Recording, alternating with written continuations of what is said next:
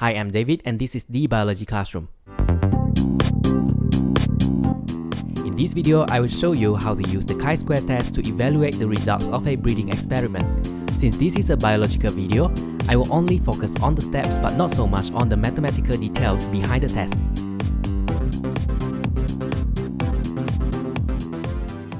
The chi-square test is used to test the difference between the observed and the expected frequencies of nominal data. In a breeding experiment, the expected frequency is the predicted value based on a theory, and the observed frequency is the actual result we get from the experiment.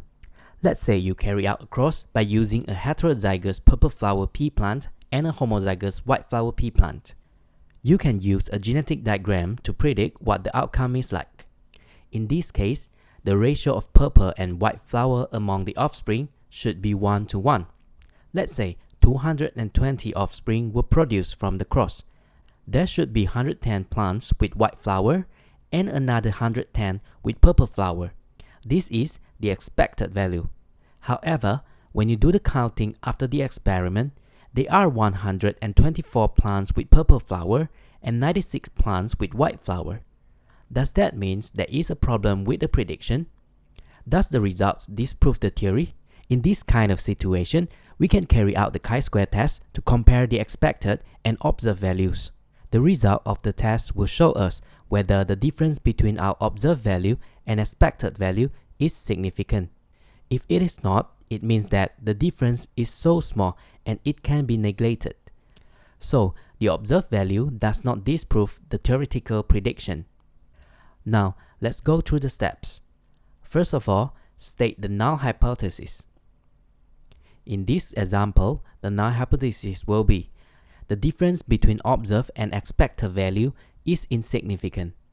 Now, we need to find out if this hypothesis is rejected or accepted, and that will be our conclusion. Next, use the data we have to calculate the chi-square value. This is the formula for the chi-square test. You can use a table to make your calculations look clear and neat. This value is called the calculated chi-square.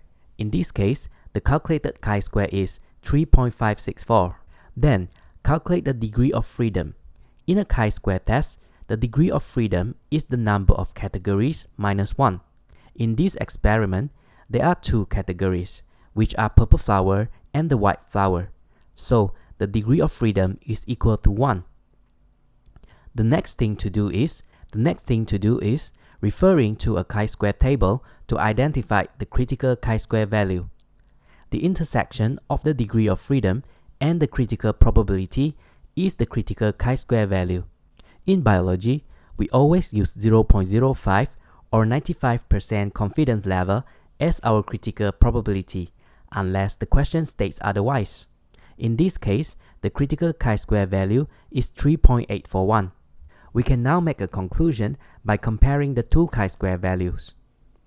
If the calculated chi-square is greater than the critical chi-square, the probability is smaller than 0.05 and the null hypothesis is rejected.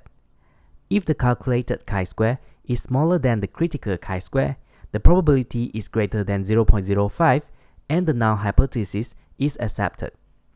In our example, the calculated chi-square 3.564 is smaller than the critical chi-square 3.841. So, the probability is greater than 0.05. Our null hypothesis is accepted, whereby the difference between observed and expected values is not significant. It means the difference between our prediction and the actual result is so small that it can be neglected. Our results is proving the theory right despite the small differences between them. So, the difference is probably due to chance, such as small error in the sampling method. If you enjoyed this video, don't forget to like, comment and subscribe. You can also follow me on Facebook. Thank you and see you again soon.